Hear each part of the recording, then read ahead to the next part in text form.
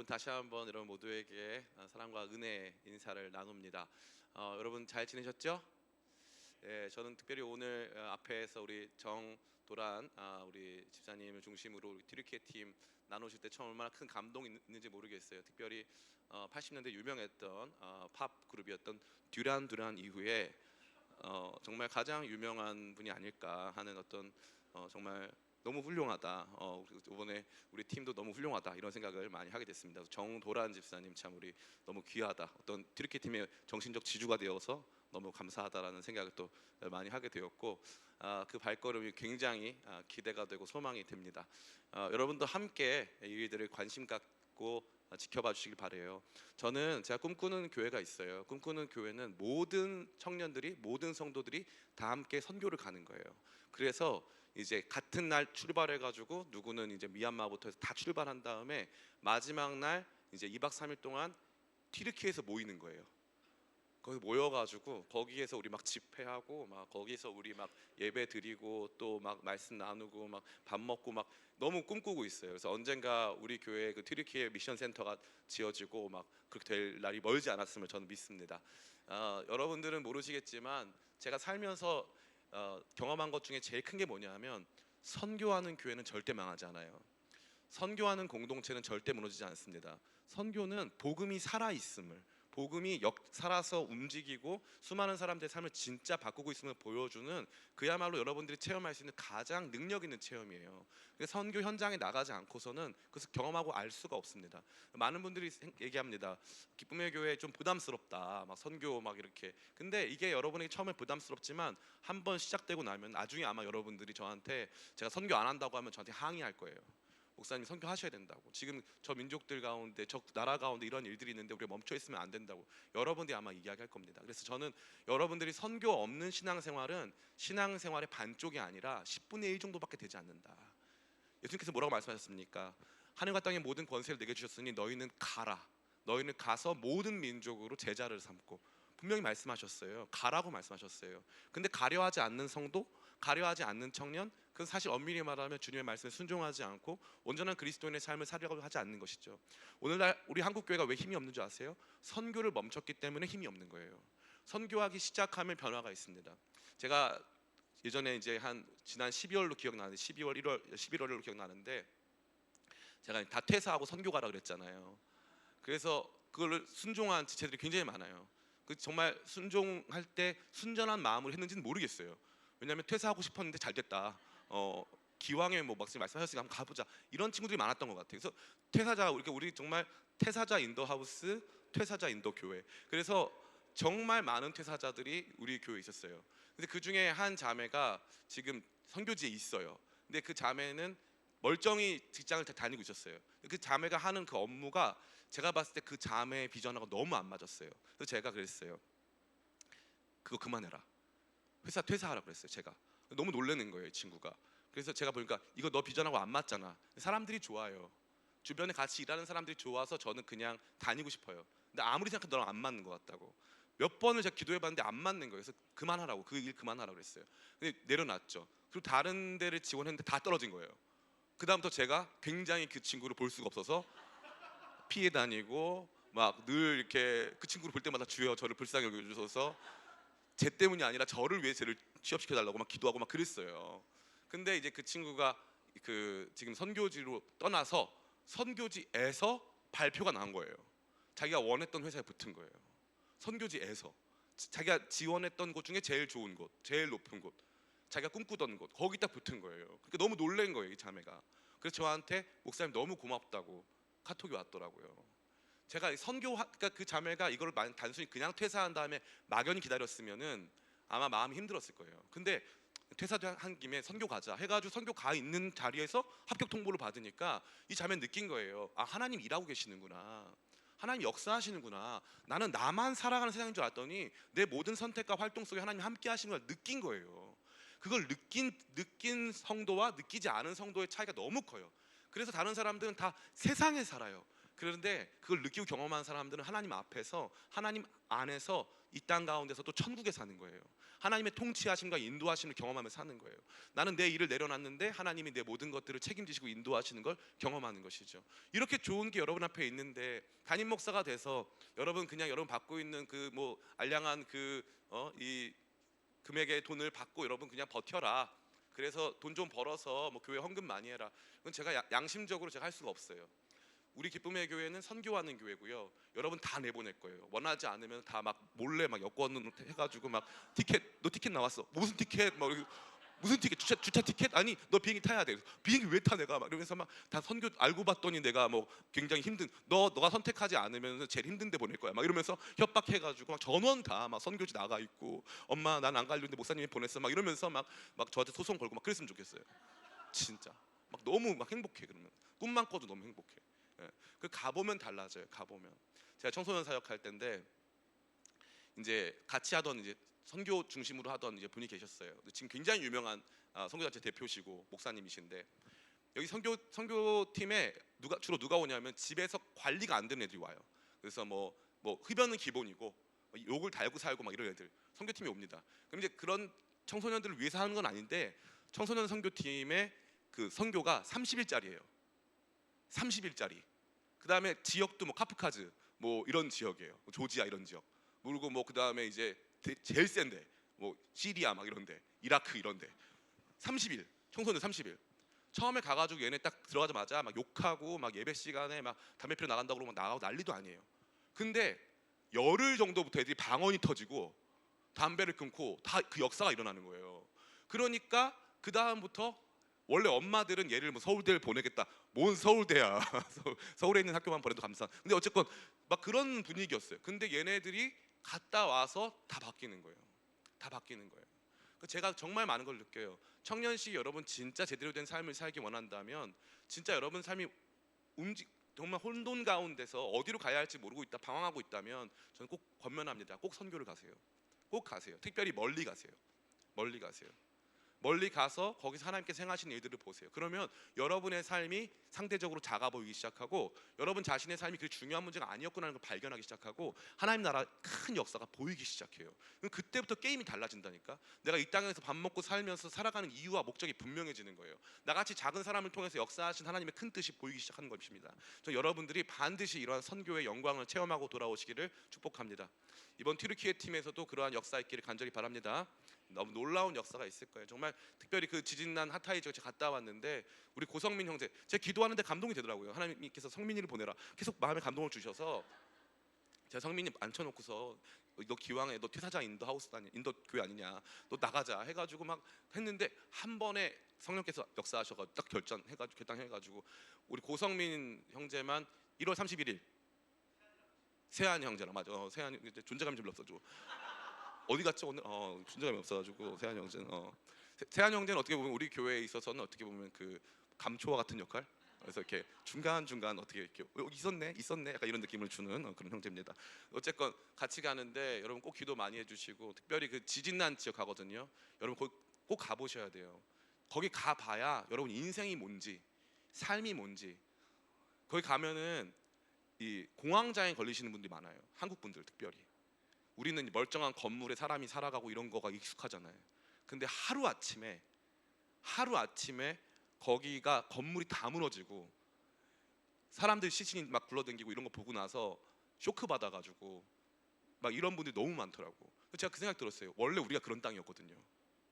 6.25 전쟁 끝나고 원래 여기가 그런 땅이었거든요. 근데 우리가 언젠가부터 다 당연한 줄 알아요. 모든 것이 익숙하고. 절대 그렇지 않거든요. 거기 가보면 우리 진짜 감사하구나. 그리고 또 한 가지 진짜 할 일이 많구나. 더 대박인 거 뭔지 아세요? 거기 가면요 아이들이 있어요. 그 지진에서 살아남은 아이들. 근데 부모님이 죽고 자기 아는 사람들 자기 시신을 눈으로 보고 하면서 상처받은 아이들이 있거든요. 그 아이들이 웃어요. 그 아이들은 소망과 기대를 갖고 있고요. 우리를 만나면 꿈을 꾸기 시작해요. 그래서 우리가 배구공, 이제 우리 선교사님이 배구공 사줬어요. 선수용 배구공이 비싸더라고요. 그리고 딱 그 튀르키예 리그에서 쓴 배구공이 있어요. 배구공 사줘가지고 그 학교에서 배구팀이 창단이 됐어요. 그래서 제가 갔는데 마지막 날 지역 예선 결승전이에요. 그래서 여기서 이기면 전국대회 나간대요. 작년에 창설된 팀이거든요. 그런데 이겨서 3대2 역전승 해가지고 이겨가지고 전국대회 나간대요. 그거 보는데 제 마음이 내가 이 아이들의 아빠 같고 내가 응원하는 팀 같고 내가 진짜 이들과 함께한 것이 너무 영광스럽다 생각이 들더라고요. 여러분들이 보통 사람들이 아니에요. 여기 있으면요, 죄송한 말인데 대한민국은 그런 영이 흘러요. 대한민국은 여러분들을 굉장히 낮고 초라한 존재로 만들고 있어요. 여러분들을 정말 짓눌러요. 아무것도 아닌 것처럼 밥만 먹고 사는 존재로 만든다고요. 나가는 순간 달라져. 게임이 달라져. 여러분들 열방을 다스리는 왕과 같은 제사장이에요. 그래서 여러분들이 움직이면 하나님이 여러분 움직이는 거 따라서 같이 움직이셔서 여러분 통해서 열방을 먹이시고 백성의 눈물을 닦으세요. 그 정도 레벨로 여러분 자신이 바뀌는 거예요. 그래서 선교를 여러분을 보내는 것은 여러분 강압하고 강제하는 거예요. 그것도 할 거고, 강압하고 강제하는 걸 넘어서서 여러분 자신의 삶을 혁신하고 진짜 삶이 무엇인가, 내 삶의 가치가 얼마나 위대한 것인가 발견하게 되는 위대한 통로인 줄 믿습니다. 저는 영어를 못했어요.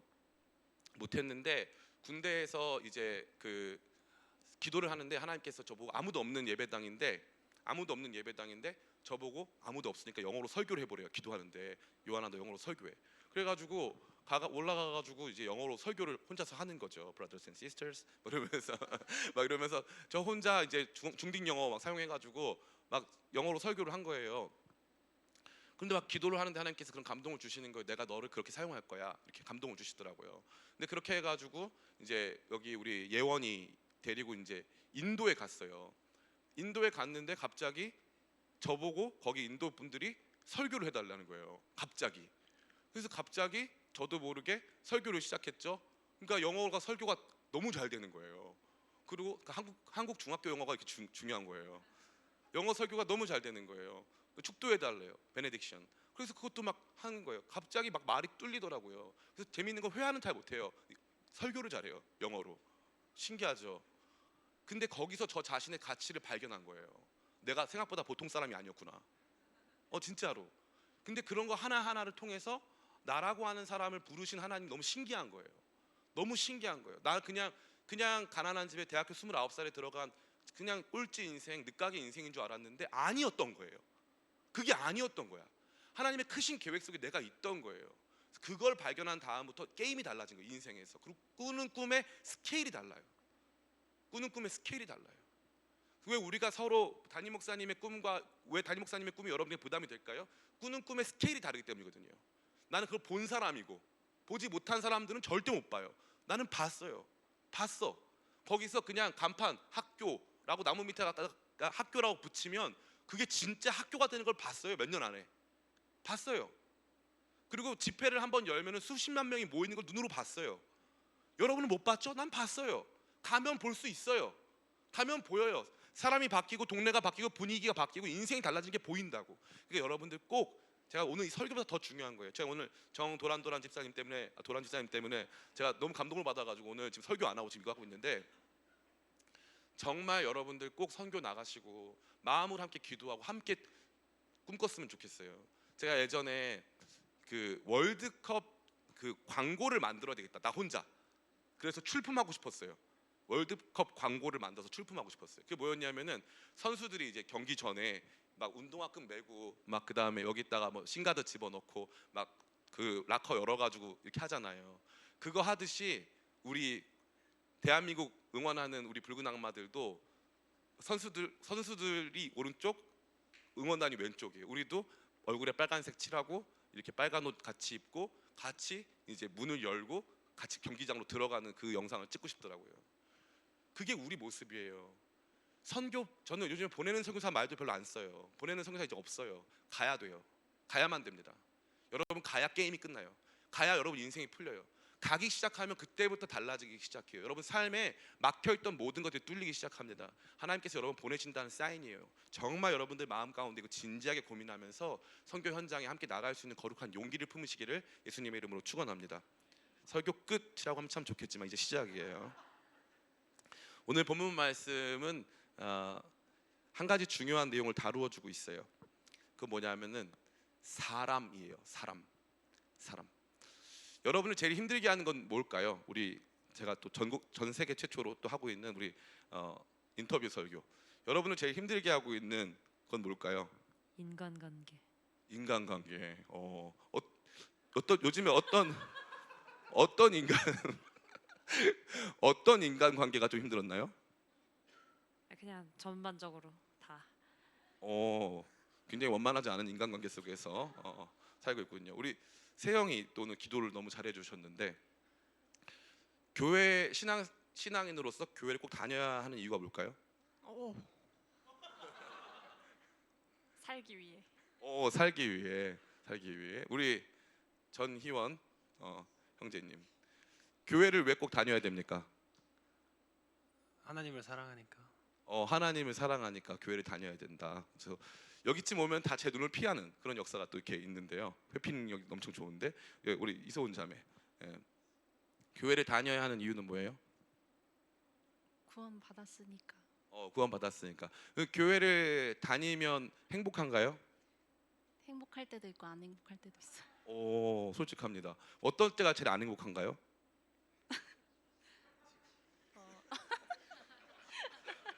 지금이요.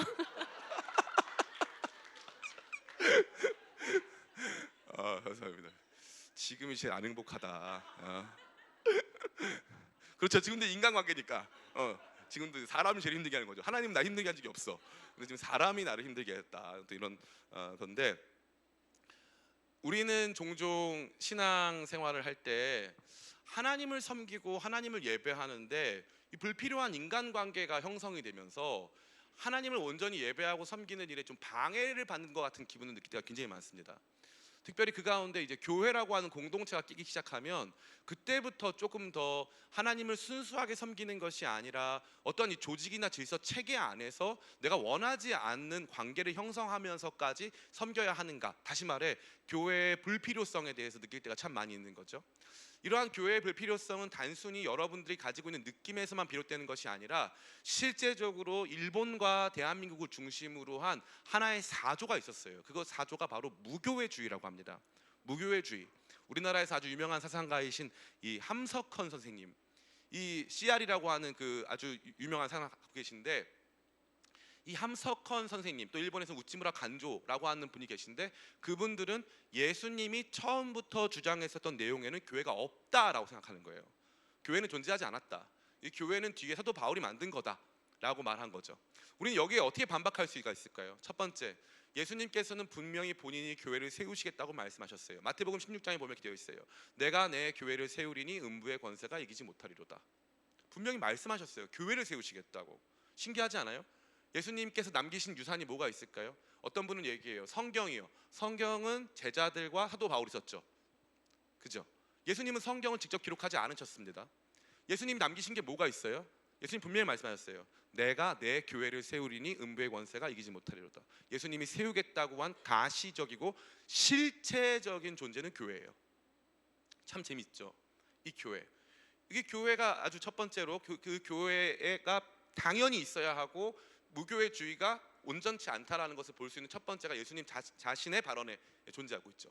두 번째는 뭐가 있을까요? 제자들이에요. 제자들은 12명 있었는데 배경이 다 달랐어요. 친한 사람들이 없었습니다. 물론 형제들도 있었고 4명 정도가 서로 친했는데 다른 사람들끼리는 전혀 친하지 않았고 그들끼리 서로 대화가 거의 없어요. 그리고 주로 맨날 싸웁니다. 예수님은 처음부터 혼자 사역하지 않으셨고요. 꼭 12명을 데리고 다니면서 그들로 하여금 교육하고 양육하셨어요. 12명이 다였을까요? 아니에요. 누가복음에 보면은 70인의 제자가 나옵니다. 70명의 제자. 따로 있던 예수님 최측근의 12명의 제자와 더불어서 예수님 옆에 70명의 제자가 별도로 있었던 거예요. 그리고 나중 갈라디아서에 보니까 500여 명의 제자가 있었다고 또 되어 있어요. 굉장히 많은 숫자의 제자가 있는 거죠. 저는 어렸을 때부터 개척교회를 섬겼어요. 그래서 저는 원래 모든 교회가 다 개척교회인 줄 알았어요. 모든 교회가. 교회는 다 힘들고 어려운 줄 알았어요. 그때 목사님들은요 다 어땠냐면 다 가난하셨어요. 그래서 목사님들 차가 다 티코였어요. 티코. 목사님 국민차가 아니라 목사차였어요. 티코. 그 교회들도 그때 당시에 보면은 교회 봉고차 이름이 뭐예요? 그레이스, 은혜. 그래서 그 은혜를 타고 다니는 거예요. 너무 성경적이지 않아요? 교회 차는 다 그레이스였어요. 그레이스, 은혜를 타고 다니는 거예요. 막 이러면서. 되게 가난했어요. 좋은 차 절대 안 탔어요. 다 가난했어요. 그러니까 제 마음 속에서도 교회는 작고 가난하고 소수의 인원이 모이는 곳이다 생각했어요. 근데 그러고 나서 사도행전을 딱 봤죠. 봤는데 베드로의 설교로 한 번에 5천 명이 교회로 들어와요. 베드로 설교로 한 번에 3천 명이 교회로 들어와요. 갑자기 교회 모임이 엄청 활성화되고 사도들 12명이 다 함께 가르쳐도 모자랄 만큼 많은 사람들이 생겨서 7명의 다른 집사들을 세워야 될 정도로 교회가 크게 성장하더라고요. 제가 그 다음부터 알았죠. 아, 교회는 작지 않구나. 내가 눈으로 보는 교회는 작을 수 있지만 실제적인 교회는 결코 작은 것이 아니구나. 이 작지 않은 이 그룹은 뭐예요? 사람들의 모임이죠. 사람들의 모임이에요. 그래서 무교회주의는 기독교 이것을 지나치게 이념화 혹은 지나치게 철학화, 사상화 하려고 하는 시도에 불과했다고 감히 말씀드릴 수 있어요. 모든 건 마찬가지예요. 이게 기독교다라고 했을 때 이 맹인이 코끼리 다리 잡듯이 이게 기독교다 했을 때 여기 등장하는 예수님의 가르침, 산상수훈, 박애적 정신, 뭔가 이렇게 이 초월적이고 아름다운 일들에 대한 어떤 이런 가르침은 우리 받아들일 만하다. 선택적으로 받아들이려고 하는 거죠. 그러나 무엇이 진짜 기독교인가를 보기 위해서는 성경이 말하는 기독교가 뭔지를 봐야 되는데 그 중심에는 교회가 있어요. 한마디로 우리 진경이를 힘들게 하는 인간관계, 소은이를 힘들게 했던 나와의 어떤 악연, 어떤 이런 것들, 제일 싫어하는 설교, 인터뷰 설교, 이런 것들, 이런 게 저와 여러분들 안에서 고통을 주는데 교회는 처음부터 그랬다는 거죠. 신기한 거예요. 그러면 처음에 있었던 교회들은 이런 문제가 있었을까 없었을까? 있었어요. 사람 때문에 교회는 계속 문제가 있네요. 처음부터 교회는 늘 파가 있어요. 생각해 보면 이 파가 있는 게 전혀 어색한 게 아닌 거예요. 왜냐하면은 구약 성경 시대에 이스라엘이 뭐가 있었어요? 12 지파가 있었어요. 그 지파 할 때 파가 진짜 그 파예요. 재밌지 않습니까? 처음부터 파가 12개로 시작하는 거예요. 한 파가 아니에요. 12파로 시작하는 거예요. 12파로. 그리고 나가지고 초대교회가 딱 되니까 헬라파, 히브리파가 생겨요. 헬라파, 히브리파. 이거는 자연스럽게 생깁니다. 왜냐하면 아예 언어가 다르거든요.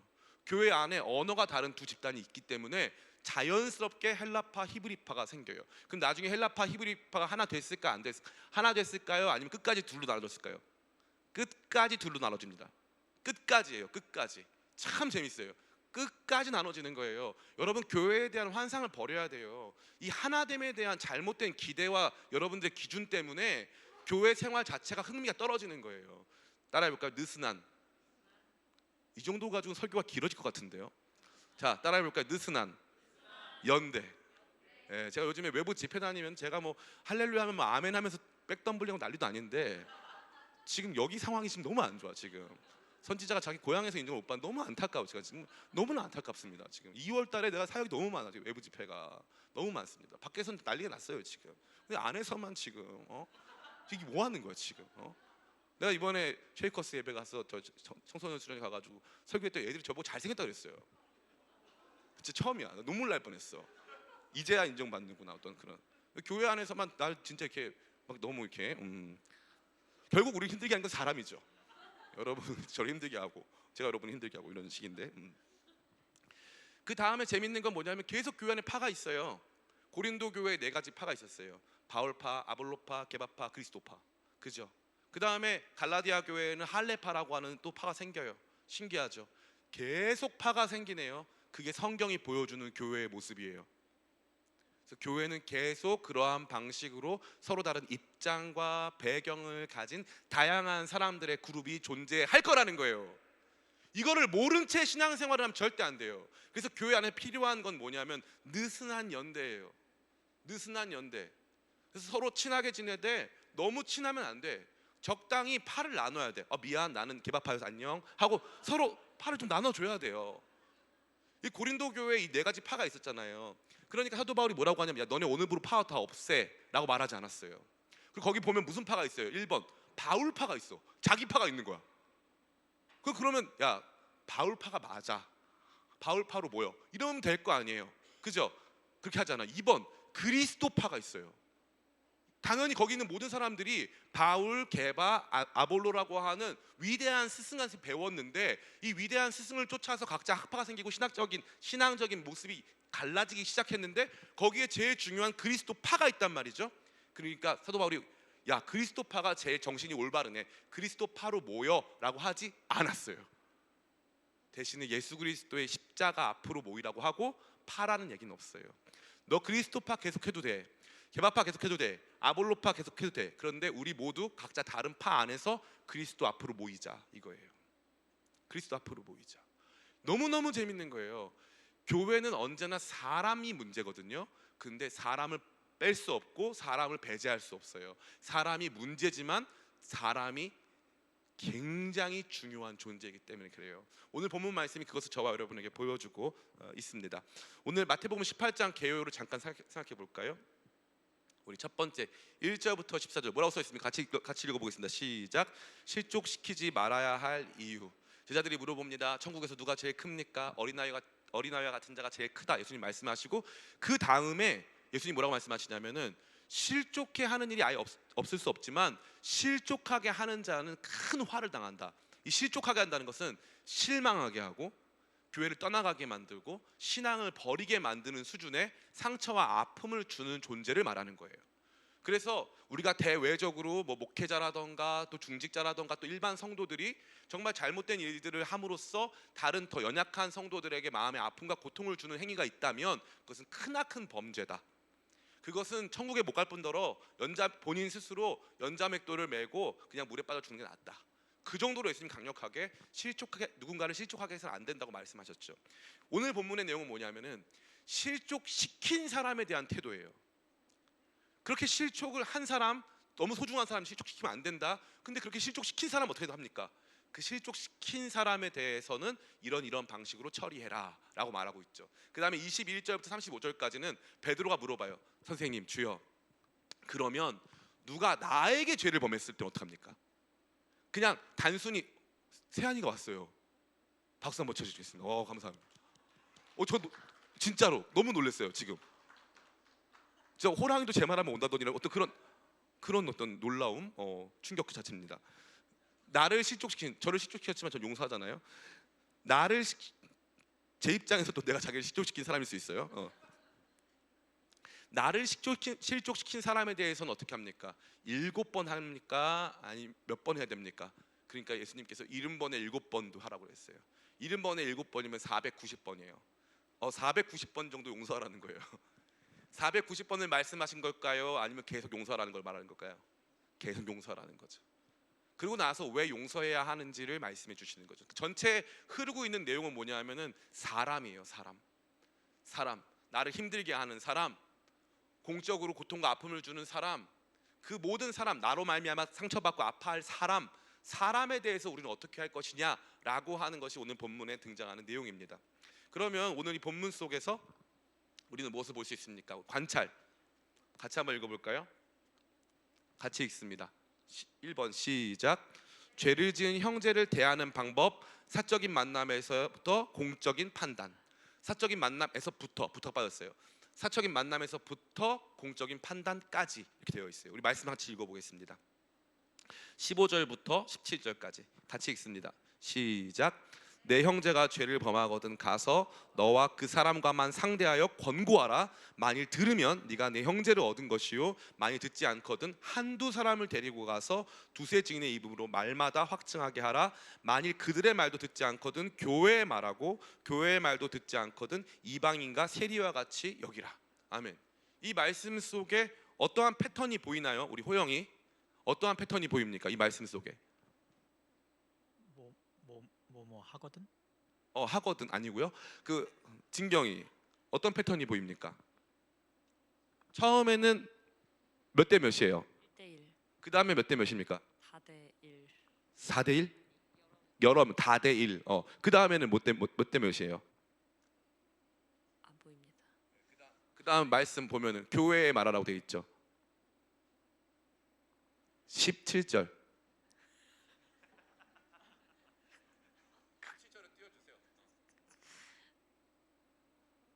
교회 얘기해요. 그렇죠. 그리고 교회가 그 한 사람에게 또 말을 해야 되죠. 그죠? 왜냐하면 교회의 말을 또 듣지 않거든 돼 있으니까 계속적으로 점층적으로 올라가죠. 한 사람 1대1로 만나서 얘기한 다음에 그래도 안 되면은 뭐 2대1 혹은 3대1 정도로 얘기를 하고 그 다음에 안 되면은 계속적으로 더 큰 공동체인 교회에다가 얘기해서 교회가 공적으로 그를 상대하고 그에게 판단할 수 있도록 한다는 거죠. 굉장히 중요한 모습이 아닐 수 없어요. 그러니까 죄를 지은 사람, 아까는 절대 죄 짓지 말아라, 절대 이 누군가를 실족시키고 아프게 하지 말아라라고 말씀하셨고, 그러면 그 죄 지은 사람은 형제가 아니냐, 죄 지었다는 이유만으로 그는 완전히 교회에서 배제돼야 되는 것이냐를 말씀하셨을 때 해결 방법을 제시하셨죠. 그래서 방법이 뭐예요? 처음엔 1대1로 해라. 그리고 나서 계속적으로 점진적으로 올라가가지고 공적인 방법은 마지막에 사용할 수 있도록 해라. 주님께서 주신 말씀입니다. 여기 재밌는 건 뭐냐면은 여기 보면 이렇게 되어 있어요. 이렇게 1대1로 하면서 하나씩 하는 목적이 뭡니까? 우리 이 15절 말씀 같이 한번 읽어볼까요? 15절 같이 읽습니다. 시작. 내 형제가 죄를 범하거든 가서 너와 그 사람과만 상대하여 권고하라. 만일 들으면 네가 내 형제를 얻은 것이요. 아멘. 잘 보세요. 우리나라 삼심제가 있어요. 삼심제는 이 재판의 이 공적 확실성을 더 공고히 하기 위해서 하는 거거든요. 그런데 이거는 삼심제가 아니에요. 그죠? 이 목적이 뭐예요? 형제를 얻는 거예요. 죄 지은 형제, 누군가를 실족하게 한 형제를 얻는 방식이에요. 그럼 목적이 뭐다? 그 형제를 회복시키는 게 목적이에요. 목적은 회복이에요. 목적은. 재밌어요. 이걸 한 번 하는 게 아니에요. 3번에 걸쳐서 하는 거예요. 혼자 갔다가 2명 데려갔다가 교회에다 얘기하고, 그래도 안 되면은 이제 어쩔 수 없는 거고. 근데 이 3번에 걸쳐서 몇 사람을 상대해야 돼? 한 사람을 상대하는 거예요. 이건 오늘날 개인주의 문화가 팽배하여서 옆에 사람이 죄를 짓든지 말든지 나는 상관하지 않아 라고 생각하는 우리 사회, 우리 교회의 풍토 속에서는 굉장히 이질적인 거예요. 그런데 참다운 교회의 모습 안에는 그러한 종류의 서로에 대한 무시, 서로에 대한 무관심은 존재하지 않았다는 거예요. 사랑은 그런 거예요. 관심이에요. 관심. 이 사람이 어떤 상태인가, 어떤 모습인가, 이 일로 말미암아 누가 상처를 받을까, 이러한 종류의 관심이 있어요. 사람에 대한 관심이 있어야 된다는 거예요. 나는 오늘 누가 교회 안 나왔는지 안다. 관심이 있다. 손 들어볼까? 나 사실 관심이 있다. 회개합시다. 다 엎드려. 교회 안에서 회복돼야 될 게 많은데 이 체벌 같은 게 회복돼야 돼요, 진짜로. 오늘 우리가 교회 안에서 누가 왔는지 안 왔는지 관심이 없잖아요. 그죠? 전 이게 너무 아픈 거예요. 누가 교회에 왔는지 안 왔는지, 걔한테 무슨 일이 있는지 관심이 없어요. 누가 어떤 일로 상처를 받았는지 안 받았는지, 누가 어떤 삶을 살고 있는지 관심이 없다는 거예요. 이게 오늘날 한국 교회에 있어서 가장 큰 문제고, 교회의 교회됨을 훼손하는 가장 큰 문제예요. 사랑하는 청년 성도 여러분 좋은 교회 다니고 싶으세요? 기쁨의 교회, 좋은 교회 따라해볼까? 우리 교회 좋은 교회, 담대하게, 거침없이, 다시 새롭게. 그만하자. 좋은 교회 다니고 싶잖아요. 좋은 교회는 좋은 공동체가 있어요. 좋은 공동체는 근본적으로 원리가 있어요. 원리. 그래서 여러분들이 어느 교회나 어느 목사님이나 딱 그 사람이 좋은지 안 좋은지를 판단하려면 과거에 유행했던 게임 있죠. 원리를 찾아서 원리를 찾는 거예요. 원리가 뭐지? 저렇게 하려고 하는 그 근본적인 원리가 뭐지? 성경을 왜 저렇게 풀지? 뭐 어떤 원리를 가지고 풀고 있는 거지? 원리를 찾아야 돼. 우리 중에 누가 원리인가 볼까? 성민이 원리 닮았어요. 두 번째입니다. 관찰 두 번째.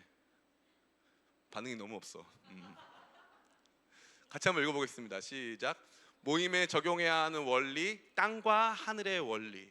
땅과 하늘의 원리 뭡니까? 같이 말씀 한번 읽어보겠습니다. 우리 18절 말씀입니다. 같이 읽습니다. 시작. 진실로 너희에게 이르노니 무엇이든지 너희가 땅에서 매면 하늘에서 매일 것이요 무엇이든지 땅에서 풀면 하늘에서도 풀리리라. 아멘. 재밌죠? 땅에서 매면 하늘에서 매인다. 그럼 우리 생각에는 그럼 하늘에서 풀면 땅에서 풀린다. 이게 더 맞는 이 병렬 관계 같잖아요. 근데 재밌게도 땅이 중심이에요. 땅에서 매면 하늘에서 매이고 땅에서 풀면 하늘에서 풀린다는 거예요. 하늘을 여는 열쇠 땅에 있다. 하늘을 묶는 자물쇠 땅에 있다. 신기하죠? 땅 아래에 이러한 역사를 주도할 수 있는 아주 중요한 권위가 있다는 거예요. 땅의 이야기 중요한 거예요. 땅의 이야기는 무슨 말을 하는 거예요? 자연 질서 아니에요. 땅의 이야기는 사람들이 중요하다는 거예요. 사람들이 행하는 게 중요하다는 거예요. 우리가 별거 아닌 것 같아 보이는 교회, 교회가 누군가를 치리하고 권징하고 하는 이런 것들, 이거 별거 아닌 것 같아 보이지만 여기 땅에서 묶으면 하늘에서도 묶인다. 땅에서 풀리면 하늘에서도 풀린다. 땅이, 사람이 그 정도의 중요한 위치를 점유하고 있다라는 원리가 이 말씀 속에 들어가 있습니다. 그 다음에 세 번째, 같이 읽겠습니다. 시작. 모임이 갖는 권위, 하나님이 함께 하신다. 20절 말씀, 19절 20절 같이 한번 읽어보겠습니다. 19절 20절 같이 읽습니다. 시작. 진실로 다시 너희에게 이르노니 너희 중에 두 사람이 땅에서 합심하여 무엇이든지 구하면 하늘에 계신 내 아버지께서 그들을 위하여 이루게 하시리라. 두세 사람이 내 이름으로 모인 곳에는 나도 그들 중에 있느니라. 잘 보세요. 이게 우리 제일 좋아하는 말씀이잖아요. 우리 모일 때 주 성령 임하리. 하나님께서 우리 모임 가운데 함께 하신다. 하나님께서 단순히 그냥 너네 혼자 그러니까 외로우니까 같이 있어줄게 이거 아니라 두세 사람이 모여 있으면 나도 그들 중에 있어서, 그래서 땅에서 묶으면 하늘에서도 묶이고 땅에서 풀면 하늘에서도 풀리는 거야. 내가 너의 두세 명의 선택과 결정과 논의와 그 과정 속에 내가 함께 할 거라고 하는 약속이 있는 거예요. 모임은 이마만큼 중요한 거예요. 교회는 이마만큼 큰 권위를 갖습니다. 하나님께서 함께 하신다고 하는 이러한 하나님의 임재가 모임의 가장 중요한 가치를 만들어 간다는 거예요. 자, 그러면 이 말씀이 우리에게 어떠한 적용점을 줍니까? 세 가지. 딱 이거 하면 끝나요. 같이 읽어볼까요? 시작. 사람이 중요합니다. 여러분, 사람이 중요해요. 신앙생활 할 때요, 사람이 중요한 거예요. 저는 오늘 예배 나가서 하나님께만 예배하고 올게요. 아니요, 사람이 중요하다고요. 사람들이 모여서 있는 공동체가 중요하다고요. 나 혼자 와서 예배 드리는 것 주님께서 그거 기뻐하지 않으신다고요. 나는 주님께 예배만 드리면 돼. 그거 뭐냐면은 이런 거예요. 비나이다 천지신명께 비나이다 하는 거랑 똑같은 거예요. 주님께서는 내가 내 교회를 세우리니 음부의 권세가 이기지 못하리로다. 음부의 권세가 이기지 못한다. 음부를, 지옥의 권세를 교회가, 그리스도의 권세가 음부의 권세, 지옥의 권세를 짓누르고 이긴다. 그래서 예수님은 빅팀, 예수님은 피해자 같아 보이지만 예수님은 빅터, 십자가에서 승리하신 승리자다. 굉장히 중요한 내용이에요. 교회는 그 승리자이신 예수님의 몸이다. 바로 그 파워다. 교회가 바로 그 파워예요. 교회를 통해서 선교가 이루어지고 선교 활동을 통해서 그 땅에 어둠이 물러가고 새로운 일들이, 새로운 역사가 일어나는 거예요. 그러니까 이 교회에 대한 인식이 달라져야 되는 거예요. 사람이 있어서 가치가 있는 거예요. 제가 누누이 말씀드리잖아요. 교회가 부흥하는 증거가 뭐냐? 여러분 개인적으로 봤을 때 내가 꼴배기 싫은 사람들이 많아지면 교회가 부흥하는 거예요. 쟤는 왜 왔대? 왜 왔는지 모르겠죠. 그러면 교회가 부흥한다는 뜻이에요. 쟤는 어디서 왔대? 내가 먼저 왔는데 그게 부담스럽죠. 교회가 부흥하고 있다는 뜻이에요. 교회는 언제나 그런 방식으로 부흥해요. 서로 사랑하면서 부흥하는 교회 없습니다. 다놓고 말씀드릴 수 있어요. 없어요. 서로 막 사랑하면서 막 으쌰으쌰 해가지고 막 더 많이 모여가지고 막 행복하다. 그러려면은 한 40년 있어야 돼요. 그리고 40년 동안 있는 동안 여러분들 부모님이 대부분 이 교회 중직자여야 되고요. 40년 있는 동안 여러분들이 대부분 초등학교 때부터 같이 성장했었어야 돼요. 사람에 대해서 너무 몰라요. 제가 너무 아쉬운 거는 사람에 대해서 너무 몰라요. 너무 몰라. 사람이 어떠한 존재인가, 얼만큼 중요한 존재인가에 대해서 너무 모르고 신앙생활에 있어서 이 사람과 교회의 가치를 너무나도 몰라요. 사람이 중요합니다. 우리가 어떤 사람이냐도 중요하고 우리 교회에 사람들이 있느냐 없느냐도 중요해요. 많은 사람들이 생각해요. 목사님은 대형교회 하고 싶어서. 아니에요. 절대 그렇지 않아요. 저는 개척교회 출신이에요.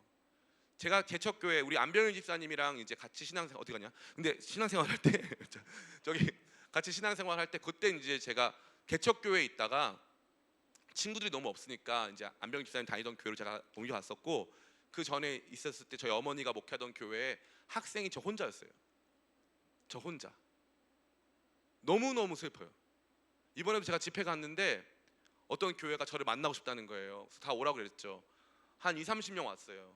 그래서 와가지고 의정부 성함교회라는 교회인데 제가 사실 그 교회를 알아요. 그래가지고 왔어요.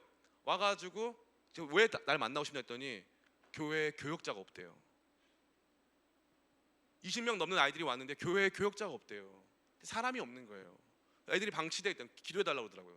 그래서 제가 그 교회를 어떻게 아냐니까 제가 그 교회가 나얼이 다니는 교회예요. 나얼.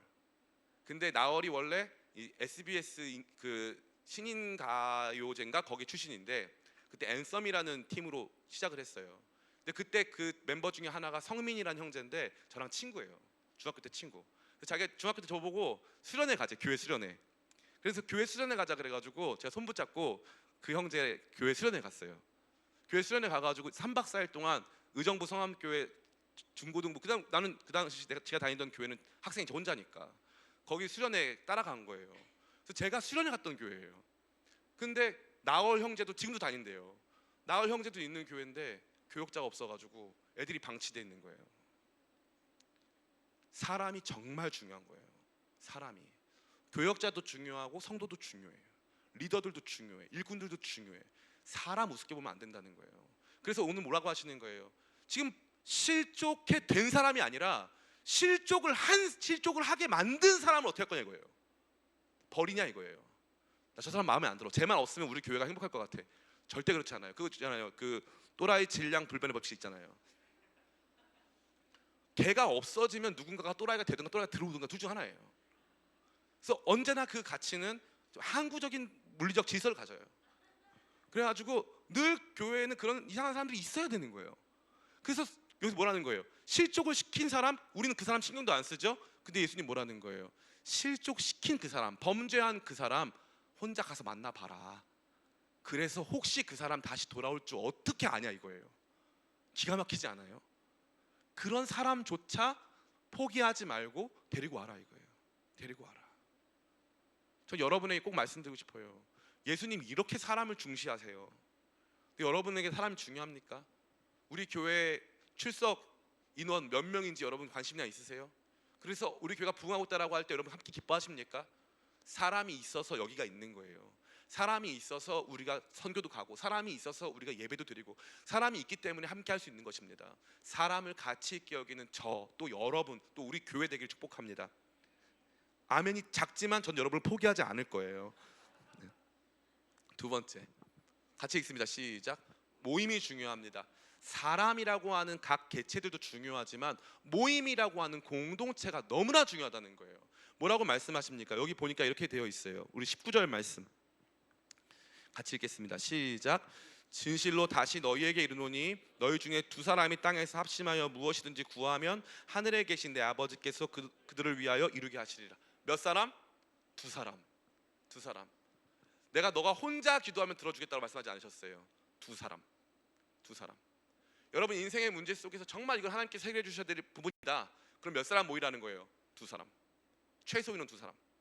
일단 모이라는 거예요. 이 말씀이 얼마나 스윗한 말씀인 줄 알아요? 두 사람은 복수형의 최소 단위예요. 복수형의 최소 단위. 우리라고 하는 단어를 창조할 수 있는 첫 번째 단위가 두 사람이에요. 주기도문 어떻게 시작합니까? 하늘에 계신 나의 아버지가 아니죠. 우리 아버지. 우리 아버지.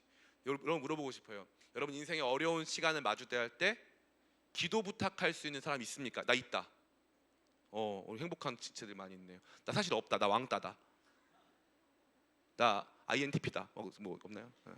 죄송합니다. INTP 미안하다. 진짜 미안해. 내가 사과할게. 내가 한 사람이 소중한데 내가 너를 실족시켰구나. 미안하다. 미안해. 살려줘. 꼭 여러분에게 그런 공동체가 이렇게 축복해요. 교회는요 세포와도 같아요. 몸이잖아요. 그래서 교회 안에는요 다양한 종류의 세포 이 그룹이 있어야 되는 거예요. 그래서 찬양팀 그룹도 있고 우리 같은 뜰 그룹도 있고 선교팀 그룹도 있고 프로젝트팀 그룹도 있고 다양한 그룹들이 존재해야 돼요. 그러면서 그 안에서 함께 기도하고 하나 될 수 있는 것이 있어야 돼요. 그래서 예수님 뭐라고 말씀하시는 거예요? 하나님께서 두 사람 이상 모이면 함께 하겠다. 이거 얼마나 웃겨요. 하나님이 이렇게 말씀하시는 거예요. 제가 기도하러 왔어요. 두 사람부터. 제가 요즘에 혼자서 밥을 진짜 많이 먹거든요. 제일 섭섭할 때가 뭐냐면은 식당에 가면은 요즘에 1인분 안 해주는 데가 너무 많아요. 그래서 저는 편안하게 2인분을 먹어요. 저를 다 환영하는 분위기더라고요. 그래서 저 2인분 먹을게요. 이렇게 시작하는 거죠. 이제 더 이상 부끄럽지도 않아. 삼겹살도 혼자 먹을 수 있어. 2인분씩 먹는 거예요. 너무 섭섭해. 하나님이 그런 모습인 거예요. 여러분한테 만약에 혼자 주님 저 기도하러 왔어요. 두 명부터 그 이상으로 두 명이 기도하면 들어주신다는 건 두 명만 기도하라는 거예요? 모여서 하라는 거예요? 그렇죠. 모여서 하라는 거예요. 모여서 기도하라는 거예요. 이거 얼마나 좋은 말씀이에요. 여러분 혼자 기도하기 쉬워요, 어려워요? 어려워요. 모여서 기도하라는 거예요. 그리고 모여서 기도하면 들어주시겠다고 약속하셨어요. 그리고 그 모임 중에 함께 하시겠다 그랬어요. 기가 막히지 않습니까? 모임 중에 함께 하시겠대요. 저는요, 제가 제일 싫어하는 모임이 있어요. 그게 뭐냐니까 교회 모임인데 하나님의 함께 하심을 부정하는 모임이 있어요. 부정하는 종류의 모임. 그게 무슨 회의가 됐건 무슨 모임이 됐건 작은 잡담거리가 됐건 하나님의 함께 하심을 의식하지 않는 종류의 모임이 너무 많아요. 피곤해요. 그런 모임 가 있으면 이 회사에 온 건지 내가 지금 뭐 하려고 이 사람들 만난지를 모르겠어요. 모임의 가치와 중요성은요, 그 가치와 중요성을 백업하는 하나님의 함께 하심이 있단 말이에요. 그래서 그 함께 하심을 함께 늘 인식하고 자각해야 돼요. 제가 인도에 딱 가니까 선교사님이 우리 왔다고 기도를 했어요. 그리고 방에 들어가서 방에 들어왔다고 같이 또 기도를 하세요. 그래서 과일 내오라고 해서 과일이 나왔어요. 과일 나왔다고 기도했어요. 과일 먹고 밥 먹으러 가는데 밥 먹고 차 타러 가서 차 타서 기도했어요. 차에 내려서 기도했어요. 식당에 들어가서 기도했어요. 밥 다 먹고 나서 감사하고 기도했어요. 중간중간 소식 들려올 때마다 다시 한번 같이 기도하고 또 기도를 했어요. 하루에 기도를 100번 한 것 같아요. 진짜로. 제가 그때 막 울었어요. 너무 제 마음에 나는 하나님 없이 사는구나. 누군가를 만날 때 하나님이 나와 함께하고 있다는 의식보다 이 사람을 만났구나라는 생각이 너무 강한 거예요. 이 둘을 만나서 하나님과 함께 걸어갈 수 있는 여정들이 많이 있는데 그거 인정을 안 하는 거예요. 인정을 안 하는 거예요. 저는 이게 너무 아쉬워요. 여러분들이 이 기도를 남발하는 거에 대해서 되게 두려워하는 마음이 많은데 남발하는 게 나아요. 안 하는 것보단. 데이트할 때도 기도하고 하세요. 네. 주님 오늘 얘가 많이 삐진 것 같은데 주님께서 마음 어려워 더 삐지고 막 더 삐지고 왜 너만 그렇게 기도해? 막 그러면서 막 더 삐지고 막 그럴 수 있지만 더 기도하는 거예요. 그냥 함께 해달라고. 중간중간에 무슨 소식이 있고 그럼 또 그 얘기 가지고 기도하고. 별거 아닌 것 같아 보이는데 그걸로 하나님이 함께 하심을 인정하고 고백하는 가정, 커플, 그렇게 고백하고 있는 공동체 안에 생명력이 있어요. 그거 없으면, 하나님 없으면 그 다음부터 이 게임 끝나는 거예요. 아무것도 아닌 거예요. 모임의 가치 진짜 중요한 게 뭐냐면 모이면 하나님께서 함께 하시겠다 그랬어요. 적은 인원도 상관없어요. 모이면 하나님 함께 하신다 그랬어요. 함께 하신다 그랬어요. 목사님, 우리는 이렇게 만나면은 막 뽀뽀도 하고 막 그러기 때문에 막 연애할 때 막 이렇게 기도하고 하면 어색해. 그럴수록 해야 돼. 그럴수록 주님 뽀뽀도 할 건데요. 막 이러면서 막 기도해요. 괜찮아. 상관없어. 놀라지 마. 제가 더 중요하게 생각하는 게 바로 여기에요. 신앙이 일상적인 부분 안에서 침투가 안 돼. 그래서 신앙이 침투할 수 있는 영역이 있고 못하는 영역이 있는 거예요. 그래서 무슨 생각이냐면 사람들이 죄는 신앙이 침투 못한다. 할 수 있어요. 할 수 있어요. 고백하세요. 할 수 있다니까. 괜찮아. 들어오시면 돼. 상관없어. 두려워하지 마. 너무 많은 애들이 이 거룩에 대한 환상이 있어요. 우리 거룩하지 못합니다. 은혜 없이 걸어갈 수 없는 길이에요. 그러니까 늘상 하나님께 고백하고 우리의 만남과 모임이 하나님께서 함께 하시는 모임이라는 건 사실 인정만 하면 돼.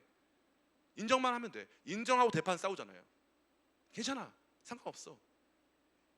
여러분에게 정말 제가 드리고 싶은 말 정말 많아요. 청년들에게 드리고 싶은 말 너무 많은데 내가 너무 인생을 실패하다 보니까 내가 청년 때 너무 많은 실패를 했잖아요. 너무 많은 실패하다 보니까 여러분에게 진짜 신앙, 살아있는 신앙이라는 게 무엇이냐, 어른들이 그냥 교회 안에서 보여주는 거 말고 진짜 살아있는 신앙이라는 건 죄 가운데도 주님을 붙드는 거예요. 죄된 모임 속에서도 주님을 붙드는 거예요. 물론 그것이 악용되면 안 되죠. 그러나 아예 그것이, 물론 이럴 때가 있어요. 그 마피아들이라던가 그 마약상들 보면은 그게 신실해요. 기도 많이 하고. 그리고 막 마약 팔면서 기도하고 막 이래요. 옛날에 그 서영락 대리 막 하는 그분도 크리스찬이잖아요. 그건 안 좋지. 그런데 너무 안타까운 건 뭐냐면, 제가 왜 이 말을 드리냐면 모임 중에 주님께서 함께 하시고 모임 중에 주님께서 주인이 되기를 원하신다는 거예요. 그리고 그래서 세 번째가 뭡니까? 적용점에서 끝이에요. 같이 읽어볼까요? 시작. 모임의 주된 활동은 기도입니다. 같이 말씀 읽고 끝내겠습니다. 우리 19절부터 20절 같이 읽습니다. 시작. 진실로 다시 너희에게 이르노니 너희 중에 두 사람이 땅에서 합심하여 무엇이든지 구하면 하늘에 계신 내 아버지께서 그들을 위하여 이루게 하시리라. 두세 사람이 내 이름으로 모인 곳에는 나도 그들 중에 있느니라. 아멘. 잘 보세요. 우리 16절에 보니까 많이 듣지 않거든 한두 사람을 데리고 가서 두세 증인의 입으로 말마다 확증하게 하라. 그죠? 우리는 그래서 이 앞에 말씀을 해석할 때 두세 증인을 통해서 죄 지은 사람, 누군가를 실족하게 한 그 사람의 범행 행각과 그 사람의 발언 내용과 그 사람에 대한 적법한 처리 방식을 정하기 위해 객관적인 관점을 확보하는 목적으로 두세 사람이 필요하다고 생각하는데 그게 아니라는 거예요.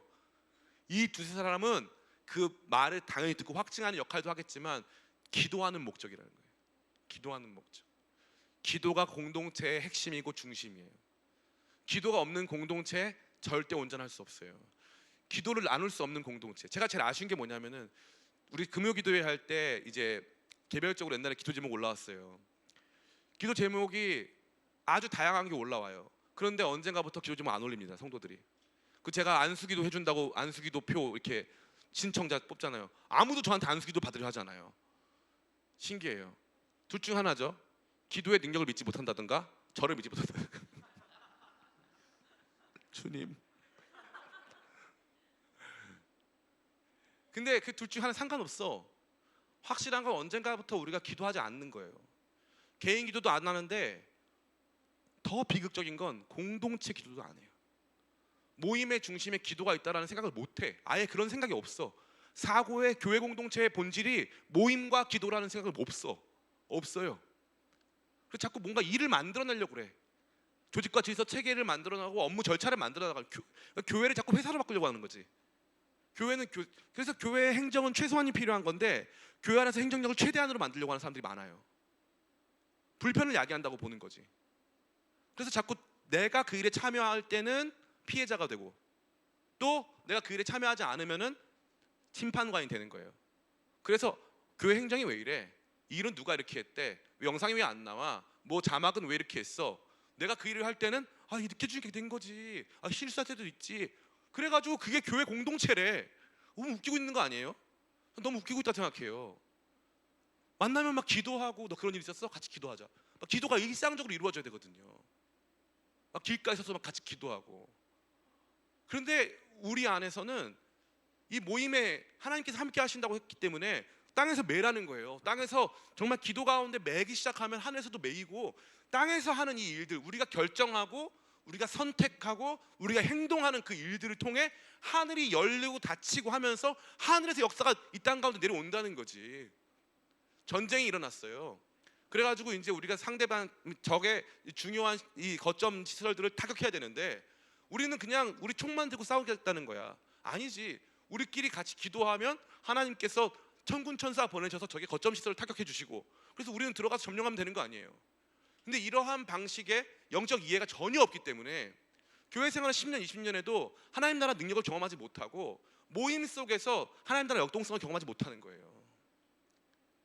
저는 요즘에 가장 감사한 게 뭐냐면 우리 선교가 시작되면서 우리 사랑하는 이 선교 팀원들 안에서 고백이 달라지는 거예요. 목사님 하나님 살아계세요. 하나님 역사하고 계세요. 기도해 주셔서 이 문제가 해결됐어요. 저런 문제들은 우리가 갔더니 안 될 줄 알았는데 됐어요. 너무 신기해요. 이런 것들이 너무 많아요. 저 여러분 이거 회복하시기 축복합니다. 모임의 가장 중요한 건 행정이 아니에요. 절대 잊지 마요. 모임의 가장 중요한 건 사역 아니에요. 사역과 행정은 최소화, 기도가 최대화돼야 돼요. 우리 모임 중심에 이것을 바꾸어가는 토양이 필요합니다. 그래야 좋은 교회 되는 거예요. 그래야 진짜 교회 되는 거예요. 새가족이 우리 교회 왔을 때 우리 교회에서 하고 있는 행정 시스템 이런 거 보겠습니까? 물론 볼 수도 있겠죠. 근데 그거보다 더 중요한 거는 같이 기도하고 여기는 모임이 너무 좋다. 모임이 너무 좋다. 요즘에 좀 여러분에게 좀 긴장감을 드리고자, 김장철도 아니지만 긴장감을 드리고자 말씀드리자면 점프 공동체에 소그룹이 살아나기 시작했어요. 그러면서 아까 봤더니 전혀 의외의 인물들이 점프 공동체 소그룹에 참여하고 있더라고요. 소그룹이 살아나는 거예요. 나눔이 살아나고 시작하고 기도가 살아나기 시작하는 거예요. 변화가 일어나니까 행복하기 시작한 거예요. 우리 청년부의 비전은 뭘까요? 따라해볼까요? 모든 청년이 점프 공동체로. 이게 우리 청년부 비전이에요. 따라해볼까요? 가자 점프 공동체로. 네. 손을 붙잡고 여기 마음에 드는 지체에 대해서는 손 붙잡고 같이 옆에 커플들끼리 손 붙잡고 따라해볼까요? 가자 점프 공동체로. 가자. 점프 공동체의 부흥이 우리 교회의 소망이에요. 근데 중요한 게 뭐예요? 그 안에서 저는 한 게 없어요. 제가 뭐 가서 간식도 산 적 없어요. 아마 점프 공동체 저를 미워할 거예요. 굉장히 미워하고 막 이렇게 저를 막 힘들게 할 거예요. 그런데 재밌는 건 뭐냐니까 공동체가 회복되니까 자기들끼리 신났어요. 너무 행복해. 저는 주님께서 이마만큼 공동체를 소중히 여기시고요.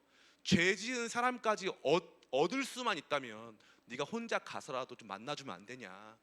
얻을 수만 있다면 두세 사람 데려가가지고 좀 데려오면 안 되냐라고 말씀하시면서 주님께서 사람을 중시하시고 모임을 중시하시고 그 모임이 기도하는 그 능력과 함께 하시겠다고 약속하셨다는 사실을 여러분 반드시 기억하여 그러한 모임과 공동체로 함께 나아가는 저와 여러분 다 되시기를 예수님의 이름으로 축원합니다.